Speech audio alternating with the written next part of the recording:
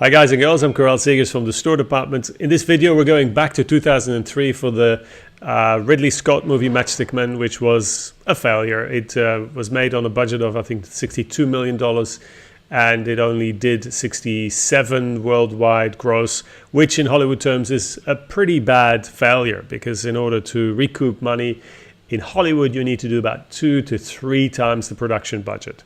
So far from that. And we're going to look into, in this video, why this happened and whether we can find story reasons. Because obviously when Hollywood does post-mortem on a film, they look at a number of factors, most of which we cannot control as screenwriters. But I think if we study this film, we're going to find enough elements that could have contributed to the failure, the commercial failure of this film. So, it's an adaptation of a book. That is always a challenge because books are not films and vice versa. The constraints, the principles that are at play are very different. Film plays out over exactly an hour and a half or 2 hours on the screen in real time as you watch it. A book is far more flexible, and also this type of stories you tell in a book are often different. And we'll see in our analysis of this film that the type of film or type of story this film represents is not necessarily something that you would recommend or you would do on such a high budget. I think that's ultimately what it will come down to. Well, the first concern here I thought was the genre. It's advertised as a comedy, crime film, or black comedy. Well, comedy is certainly misleading because audiences may tune in or may go to the cinemas to see a comedy with Matchstick Men. That's not what they get. And you'll see in a minute when we show a few clips that the tone is very different. And tone and genre are critical in terms of an audience's response to a film. If they are going out to get something in terms of an anticipated emotion and they get something very different, that doesn't typically work. Particularly when the outcome is darker, is not as happy as they might have expected. So the genre is unclear. And not only is it unclear, it starts lighthearted, but it goes to very dark territory, and never is this film really a pure comedy. So I think that is the first and absolutely major concern. If you're going to see a Ridley Scott movie that's advertised as a comedy and it is something very different, you are probably not going to generate the box office results that you want. Now, the film was written by Ted and Nick Griffin after the book of Eric Garcia. And Ted and Nick Griffin, or at least Ted Griffin, wrote on Wolf of Wall Street, and he was also credited as one of the writers of Ocean's 11. So he is fairly well versed in the con genre, you would say. Now, I think he's learned a few things since he did this one, and we'll talk about that in a minute. The second reason why I believe the film didn't do very well, it's not high concept. When you go for such a high budget, $60 million, audiences expect to see something that is of a nature that is easily told to their friends. So if you come out of the cinema and you want to tell someone else what this film is about, if it's high concept, you can say that easily in a sentence. Well, I challenge you, I dare you to write the logline for Matchstick Men. It's not easy. That doesn't make it a bad film. But the expectations, again, are very different. You're going to see a high-budget Hollywood movie. Usually they're fairly simple in terms of their premise.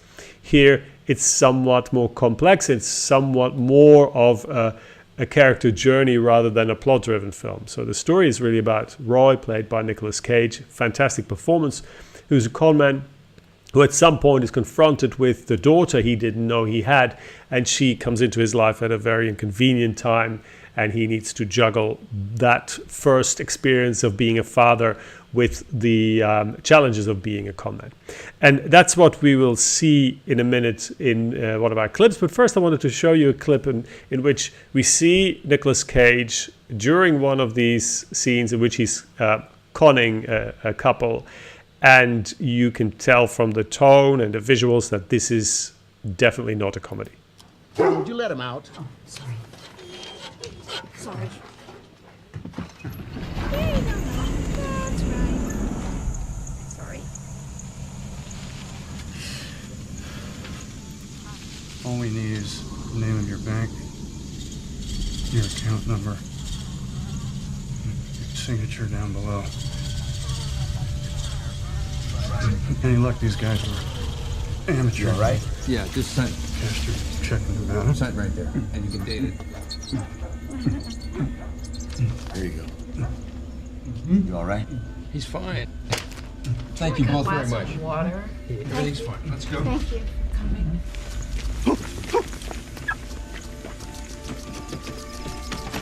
You didn't take your pills, did you?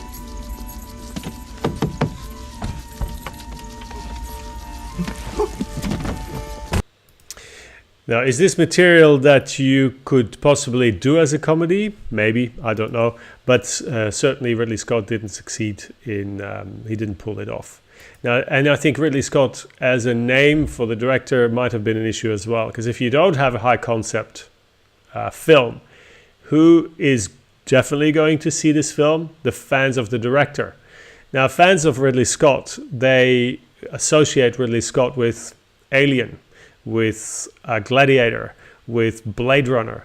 They're big movies, they're sci-fi, they're high production value films, and they're certainly not Matchstick Men.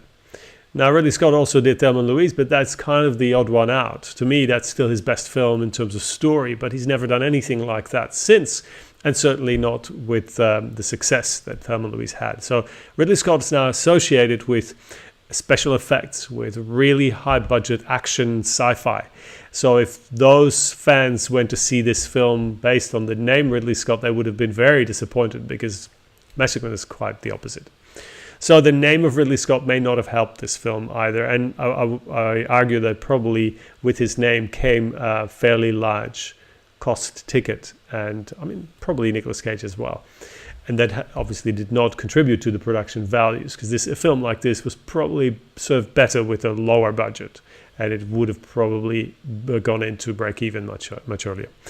Second clip comes from the I was going to say midpoint. It is not really a clear midpoint reversal. Something happens here in the sense that we see a scene with his therapist, and it turns out that he's becoming more aware. He is now bonding with his daughter. So this is a high point, and we usually have that around the midpoint of a film, and then we have the reversal where from the high we fall very quickly, and ideally instantly. So you would have a high point immediately followed by a low. Doesn't happen here. Remember in the Disaster Artist, I showed you how they were on track with the film, the friendship was going well, and then immediately that was challenged by Greg Sestero wanting to move out from Tommy Wiseau's apartment, and then also there was the challenge of joining another production. Now here we have the high, he is bonding with the daughter, and the cons are working, but then it kind of meanders, it lingers a little bit, and it takes a while before there's a clear turn in the direction of the event. So there is a reversal, but it happens quite late, and I think that is a problem. I think that happened too late when we're really moving towards the end of Act 2. But let's first have a quick look at that scene with the therapist, and then next we'll talk about structure. And sometimes in my business, you have to create a value for something which really isn't there. And some people call it sales, but other people call it Lying. right, which is a little gee. And I wasn't exactly sure how Angela was going to go for it, but she took right to it, like a duck to water. She took right to it. She even helped out. This 14-year-old girl working these people with me, working them, Doc. You regret it? Exposing her to that, her seeing that side of you? Well, it was a little. It was just. It made me feel a little. I really liked it. I really did. It was the best time we've had together. So it's a great scene. It also shows that at this point in the story, Roy is bonding with his daughter, but not in the way that is very responsible. So we expect that there's going to be a fall from here. And as I said, that fall happens, but it happens quite a bit later. I think about 20 minutes later, if not more. So it's not a clear reversal, and then we go towards the end of Act 2. So in my view, that's not the best structure. And the reason why it's structured like this, probably because of the underlying work, the novel it was based on, or short story. I'm not 100% sure. I think it was a novel. And, it shows that very often the material is not 100% suited for a cinematic story without the need to significantly change it. And here I have a suspicion that it wasn't changed enough to fit a structure that suits the screen. Now, I'm going to spoil. There's going to be major spoilers for the next few minutes in this film. So if you're planning on watching Matchstick Men, better tune out now and come back after seeing the film. If you've seen the film, keep watching. If you're not planning on watching the film, you may still learn a few things, so stay with us. The film continues, as I said, into darker territory, and there's a bigger con that goes wrong. Now, that is not unusual for an end of Act 2. And here it seems that the character is failing, but as I said, you would expect that around the midpoint, so the character has the chance to correct their behavior and then do the right thing, and then ultimately maybe fail again, end up at the lowest point, the ordeal, where they realize that they need to stay truthful to their newfound values, and then they push through, and in Act 3 they resurrect, they come back. That's the hero's journey stage that in traditional 3-act structure we call the climax. In hero's journey, that's the resurrection, the rebirth. I've got one more clip, but first of all, the genre of this crime drama, really, it is a drama more than a comedy, revolves around a number of cons, and then there's one bigger con. And there's two things about that con that I think are problematic. First of all, if you look at a film like The Sting, which is, again, smaller con men that then do a bigger con, they win. They succeed. At the end of the film, we celebrate with them. There's a victorious ending in a twist that ends well. Here, it's quite the opposite. You have a twist in which we learn that, here's the biggest spoiler, Roy himself has been conned. And it's just one of the things that he said earlier in the script. And again, it's a well-written screenplay in the sense that the dialogue is, every word is there for a reason. He says, when you do these cons, make sure that you're not being conned by the people that you are conning. And that's exactly what happened to him. So the twist goes down instead of up in this thing. And that is really dangerous when you have this sort of surprise twist in a con movie. Now, there's another aspect to it, and a credit to Phil Parker and my other mates at the Sydney Screenwriters Meetup Group. They pointed out that in great con films, often we are privy to the mechanics, the technicalities. We see how the con is built up, and particularly if our hero is the victim of that, at least we learn how it happened, and the victim, the protagonist, learns from the experience as well. So there's often a dissection of that con in the form of a montage, and here that's not the case. So we're left in the dark. It's brushed over. He's a victim. He didn't see it coming. And we also don't learn. And there are a few weak links in the chain in terms of how that con was set up. And I think if the plot relies so deeply on this elaborate con twist, I think there's some delight in unraveling that, in focusing and honing in on what actually happened and learning from that. So the con is not clear, and I think that is one of the elements that is fairly disappointing about this film. If you have a film that revolves around a big twist, a big con gone wrong, we want to know how it all happened so everybody can learn, and that then could lead to a bittersweet ending. Speaking of which, we'll get to that in a minute. First, another clip. This is our final clip, the third clip, in which we get a feel for the relationship between Roy and his daughter. And here we see how he is reluctant to introduce her into his world when she asks to teach her. Teach me something. What? Teach me something, a con. You're funny. No, come on, really, teach me something. I'm not teaching you anything. Why not? Because you're a bright, innocent, beautiful girl. I'm not going to screw that up like everything else. Really? What? You think that? That I'm beautiful? No. Then why won't you? Because crime doesn't pay? No, it does. It does, just not very well. Well, you seem to be doing okay by it. I'm not. Believe me. It's no fun doing what I do. A lot of the time it's stealing from people who don't deserve it. Old people, fat people, lonely. A lot of time I feel sick about it. Well, then why do you do it?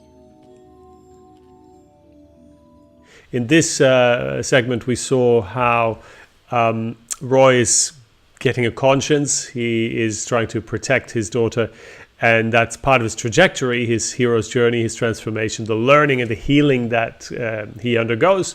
And that is the strong part of this story. That works really well. What doesn't work is the plot. And it brings us to the final, not only the sixth element in our analysis why the film may not have worked. It's a down ending. It's not just a bittersweet ending, and it may be what people think because, look, he has healed, so he's learned, so that's the positive thing. In Gladiator, the other Ridley Scott film, you know, Gladiator dies, Maximus dies, but he achieves his goal, so that's bittersweet. So here, our character learns, but you know what? This is not bittersweet. It is a clear, purebred down ending because why? Big spoiler coming. He loses his daughter. In fact, he loses two children because first of all, he learns that this young woman was not his daughter. So he was conned. There is no 14-year-old daughter that he was told, you know, was a result of pregnancy before he left his, or when he left his wife. What's even more, when he goes to see his wife, he learns from her that she was indeed pregnant, but she lost that child. So it's like he lost two children. This is in the final minutes of the film. And that's just unfathomable. How can anyone recover from that emotional trauma? You know, you could argue that, okay, well, you know, that could be the ordeal of the film. We're at the end of Act 2, and then in Act 3, we come out of that, and the hero, you know, proves their strength and they achieve something else. They achieve something. None of that in this film. This is really the final strong emotional point. And guess what? You cannot do that. You cannot recover from such a grave loss 10 minutes before the ending of the film. So to me, that is an absolute no-brainer. I mean, that in itself is a red flag. This film would have never worked. It would never be a big blockbuster. It would never recoup this level of money. As an indie film, absolutely. There is an audience out there for small art house films that give you that strong, painful emotional experience. But you don't do it as a Hollywood movie on a budget of $60 million with Nicolas Cage, directed by Ridley Scott. So the down ending is a failure. I think that is an error of judgment. But we haven't gotten to the final point yet. It is related to what we've had before. I've talked about poor structure. I've now talked about the down ending. You know what this all points at? It points towards the fact that there is no third act in this film. Because we really go downhill from that high point that we saw with the therapist where he feels good about where he is at with his daughter. Then there's the big con. That goes wrong. It gets worse. It turns out he's lost everything. He's lost the daughter. He's actually lost a child with his ex-wife, losing the child before birth. And that's the end of the film. There is this coda. There's a coda scene where we see him meet with this young woman, Angela, who conned him. And they kind of reconcile in some way or other. But that's not a third act. That's a coda. That's if you wish, an epilogue or an aftermath scene. So this film does not have a third act. Now, when you go to the movies, and this goes for everyone, art house or mainstream audiences, if there's something you expect, it is a final climactic action. So your character has learned. Now we want to see that character put the learning into action. And if you argue that that's the scene, you know, the rug store, I think that's probably too weak for a third act. To me, that is really an aftermath scene. I think you may agree with me that there are a few elements in these 7 points that we've gone through that have contributed to the failure of this film. It could have been different if the writer had not stayed as closely to the original work and be guided more by what is a traditional cinematic structure. Or again, if the producers had done this at a lower budget. But you know what?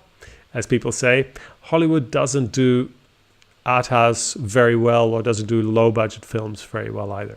So I hope you learned something from this analysis. If you did, let us know. I will probably have more of these. Big thank you to my friends at the Sydney Screenwriters Meetup Group who analyzed the film with me yesterday. And if you have a film that you would like to see analyzed here on this channel, let us know. I'd be delighted to do that for you. So I hope you enjoyed it. If you did, give us a like. Better even subscribe to the channel. We have now just over 220 subscribers, and I'd love to see that go up. So please join us, and hope you join us also for our next video. See you then. Bye-bye.